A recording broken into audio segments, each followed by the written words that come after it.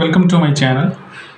ഇന്നത്തെ ക്ലാസ്സിൽ നമ്മൾ നോക്കുന്നത് സെക്കൻഡ് ലോ ഓഫ് തെർമോഡൈനാമിക്സിൽ വരുന്ന രണ്ട് സ്റ്റേറ്റ്മെൻറ്റ്സ് ആണ്.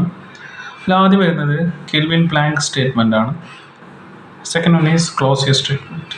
സോ ആദ്യം നമുക്ക് എന്താണ് കെൽവിൻ പ്ലാങ്ക് സ്റ്റേറ്റ്മെൻറ്റ് നോക്കാം. അതിൻ്റെ ഡെഫിനേഷൻ വരുന്നത് it is impossible for a device operating a thermodynamic system to produce oil heat interaction with a single system at a fixed temperature. അതായത് ഒരു തെർമോഡൈനാമിക് സിസ്റ്റം ഓപ്പറേറ്റ് ആവണമെന്നുണ്ടെങ്കിൽ അത് രണ്ട് സിസ്റ്റം, ഇൻലെറ്റ് സിസ്റ്റം അതേപോലെ outlet system, രണ്ട് സിസ്റ്റത്തിൽ ഉണ്ടാവണം, interact ആവണം. ഏതെങ്കിലും ഒരു സിസ്റ്റം മാത്രമാണ് ഉണ്ടെന്നുണ്ടെങ്കിൽ ആ തെർമോഡൈനാമിക് സിസ്റ്റം ഫങ്ഷൻ ആവില്ല. അങ്ങനെയാണ് ഇതിൽ പറയുന്നത്. It is impossible for a device for a thermodynamic system to produce work കിട്ടണമെന്നുണ്ടെങ്കിൽ only heat interaction with a single system, ഒറ്റ സിസ്റ്റത്തിൽ മാത്രമാണ് ഇത് ഇൻട്രാക്ഷൻ ആവുന്നുണ്ടെന്നുണ്ടെങ്കിൽ നമുക്ക് ഔട്ട്പുട്ട് കിട്ടില്ല എന്നാണ് കെൽവിൻ പ്ലാങ്ക് സ്റ്റേറ്റ്മെൻറ്റിൽ പറയുന്നത്. ഫോർ എക്സാമ്പിൾ നമുക്കൊരു എൻജിൻ അസ്യൂം ചെയ്യാം. എൻജിൻ്റെ ഇൻലെറ്റിൽ നമുക്ക് പെട്രോള് ഇൻലെറ്റിലേക്ക് കയറുന്നുണ്ട്, ഔട്ട്ലെറ്റിൽ നിന്ന് സ്മോക്കാണ് വരുന്നത്.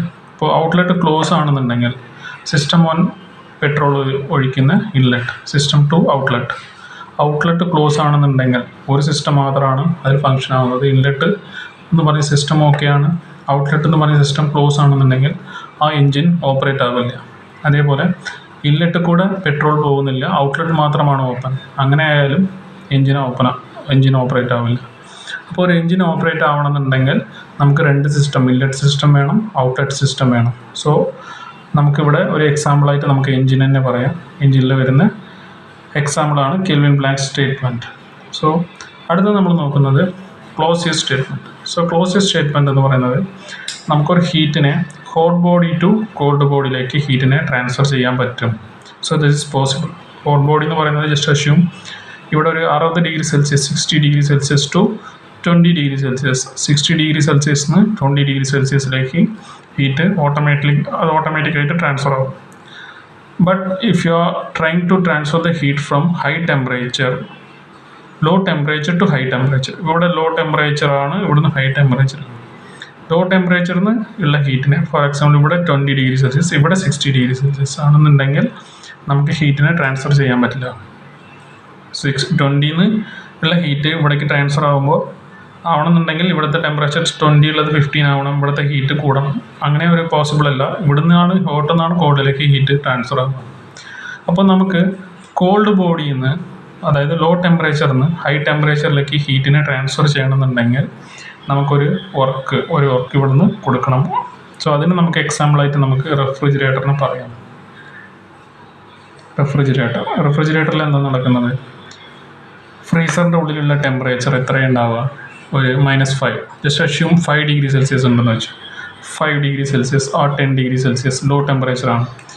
Atmosphere temperature may be around 28-30 degree, room temperature 30 degree Celsius ഉണ്ടാവും. അപ്പോൾ ഈ 30 ഡിഗ്രി സെൽഷ്യസ് ഹയർ ടെമ്പറേച്ചറാണ്, ഫ്രീസറിൻ്റെ ഉള്ളിൽ ലോയർ ടെമ്പറേച്ചറാണ്. അപ്പോൾ ഹീറ്റിനെ എന്താ ചെയ്യുന്നത്? ട്രാൻസ്ഫർ ചെയ്യാണ് ഹൈ ടെമ്പറേച്ചറിൽ നിന്ന് ലോ ടെമ്പറേച്ചറിൽ നിന്ന് high temperature. So for example fridge നമ്മൾ ഓൺ ചെയ്യുന്ന സമയത്ത് റൂം ടെമ്പറേച്ചറും ഫ്രിഡ്ജിൻ്റെ ടെമ്പറേച്ചറും സെയിം ആണ്. കുറച്ച് നേരം ആകുമ്പോൾ എന്താണ്, ഫ്രിഡ്ജിൻ്റെ ടെമ്പറേച്ചർ കുറയാണ്. ഫ്രിഡ്ജിൻ്റെ ടെമ്പറേച്ചർ എത്രയെന്ന് 30 ഡിഗ്രി, അതായത് റൂമിൻ്റെ ടെമ്പറേച്ചർ 30, ഫ്രിഡ്ജിൻ്റെ ടെമ്പറേച്ചർ 30. സ്വിച്ച് ഓൺ ചെയ്തപ്പോൾ ഫ്രിഡ്ജിൻ്റെ ടെമ്പറേച്ചർ ഇങ്ങനെ ഗ്രാജുവലായിട്ട് കുറയാണ്, 28-25. ബട്ട് റൂം ടെമ്പറേച്ചർ എന്താണ്, സെയിം ആണ്. അപ്പോൾ എന്താണ്, ഹീറ്റിനെ ലോ ടെമ്പറേച്ചർ ടു ഹൈ ടെമ്പറേച്ചറിലേക്കാണ് ഹീറ്റിനെ ട്രാൻസ്ഫർ ചെയ്യുന്നത്. അപ്പോൾ അതിൻ്റെ ടെമ്പറേച്ചർ ഇങ്ങനെ ഫേർദറായിട്ട് കുറഞ്ഞു വരുന്നുണ്ട്. സോ അതാണ് നമ്മൾ പറയുന്നത് ക്ലോസിയസ് സ്റ്റേറ്റ്മെൻറ്റ്. Thank you.